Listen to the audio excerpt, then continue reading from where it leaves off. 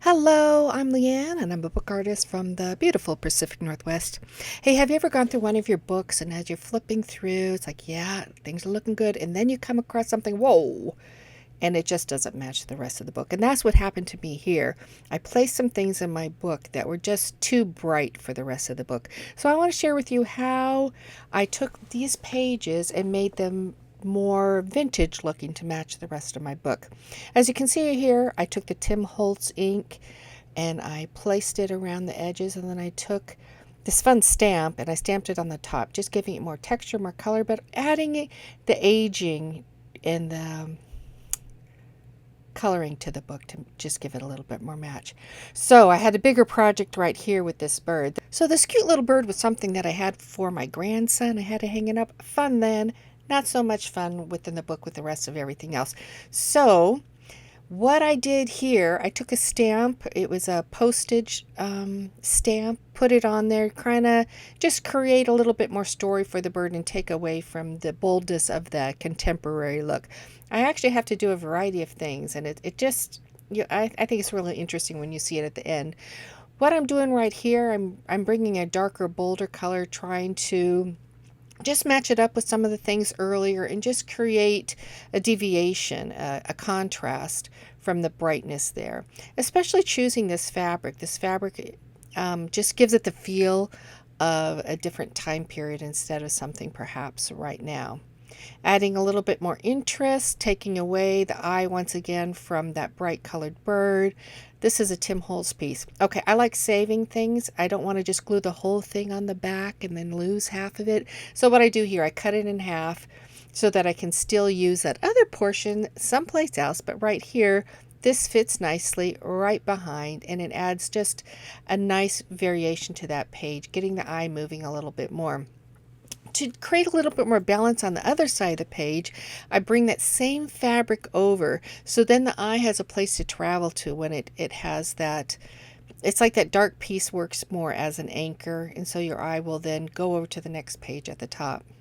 So paint is an awesome thing to use when you're trying to alter the effect of your page. And so right here, I'm using kind of a taupe color, just placing it gently over the top, just trying to get dull that brightness. To be honest though, the piece was just a little too bright, and so it didn't really have the full impact that I want. But what I do here, I move on to some newspaper, not newspaper, it's a book page. It's a book page, people. Adding that little bit of book page, all these little pieces in here, like the book pages, and aging that as I go. It continues to add to a story. So I think of like an old chest that's full of a bunch of old things.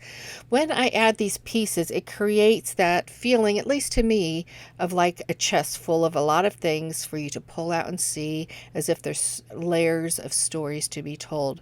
So as I do this layering, it kind of takes away once again from this bright contemporary feeling, and gives it a little bit more of a story that's being told. So since I had the book pages out, words are always fun. So placing these words on there also deviates, it pulls the eye away from just reading color, just seeing a bright color on the page. You're drawn to a little bit more. Not that I'm out of the woods yet, but all those little things help in just creating a page full of story and variation of color. So I'm flipping back and forth to these two pages because I do have both pink on both pages. So I'm just trying them out. I'm doing auditioning here to see what happens. I know the kind of look I'm going for, and just bright pink on both pages is not the look I'm going for. I love pink, but I want the whole book to read and flow with the same kind of a feel and the same kind of story, if you will. So adding more vintage ink along the edges here. And I'm going to place this piece just right at the top, just creating balance between the two sides of these two pages. Once again, giving the eye a place to go, and adding a vintage, what's that, sepia colored piece in there instead of the pink card. So another thing I'm trying here, I'm adding on Mod Podge, and this is just a leftover of a napkin that I ripped apart. So by placing it over the top of this, it dulls the color and just creates more of a dreamy look to the bird instead of your eye looking at it and automatically reading a contemporary bird. So I put the glue or the Mod Podge at the bottom, and then I place a little bit more at the top. And I'm just giving enough to go over it, let it stick, and then placing it at the top. So, and what's nice about this is that you can layer up this, and there is a little bit of a line, but it's not obnoxious. So you will see as I do this, you will see a little line right there, but I don't think it takes away. And if anything, I think it adds a little bit more character to the actual piece. So there's the last part in front of the bird. And what's nice, you can see you can be ripped off easily. You know, if you have that edge of it moist, you can rip it away gently from the piece from where you actually want it. Little more pieces here and there. So as you can see, just having that on there, it dulls down the brightness, but I want to add more character still to it, and there's still more fun stuff that's going to happen. It's fun working on these pages. I don't know your guys' methods. I do it a variety of different ways. With this book, I put my anchor pieces on first, where I would put pieces on the page, and then I intend to go back and add to them. So what I'm doing right here, I'm adding a little baby powder. Oftentimes when you use Mod Podge, it has a stickiness to it. I didn't want any stickiness so that my pages would stick together later on. And so I do that by putting a little bit of baby powder there. You get away with that nicely when it's a lighter colored thing. You have to be more cautious when it's a dark color. Now, to add more texture, more aging to it, I take a little bit of this taupe colored paint and add that over the top. Not so that it's completely covering it, but just so that it catches a little. While I was at it, I thought I would try just adding some to the page with my finger. Not a great idea. It didn't really go over well. What I'm doing here to fix that, I'm going to add a stencil, and I thought I would try just using a pouncing brush, a nice firm bristle brush that you often use with stenciling, and just try it with the paint. To be honest, I didn't think it would work, but a part of me was thinking, yeah, this is going to work. Well, it didn't work. It didn't work. So cleaned off my stencil, put it back on, and I'm going to use some Distress ink there. So I took 3 different colors out, actually 4 different colors, but I chose one, I think it's called Pumice. So it has a little more grayed tone instead of the brown tone to it. It still has brown tones, but it reads more a little bit gray. And I just thought that would look better with this spot in the book rather than your standard like vintage photo. So I'm using my makeup type brush. I believe I got that one at the dollar store. I don't remember though. Anyway, placing that on, and this is, you know, a fancy vintage looking like wallpaper type stencil of Tim Holtz. Worked out well, and so I'm also placing that on the opposite side of the page, and then I go around the edges there just to create a little bit more of a place for your eye to then pull in. So taking that, it's nice when you have the same kind of patterns on the 2 pages when they're facing each other. I like doing that anyway. So I'm placing that right over the bird just to create a little bit more interest, a little more texture, and just I actually like how it turned out.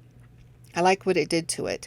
So a little bit on the top of the noggin of that cute little bird too.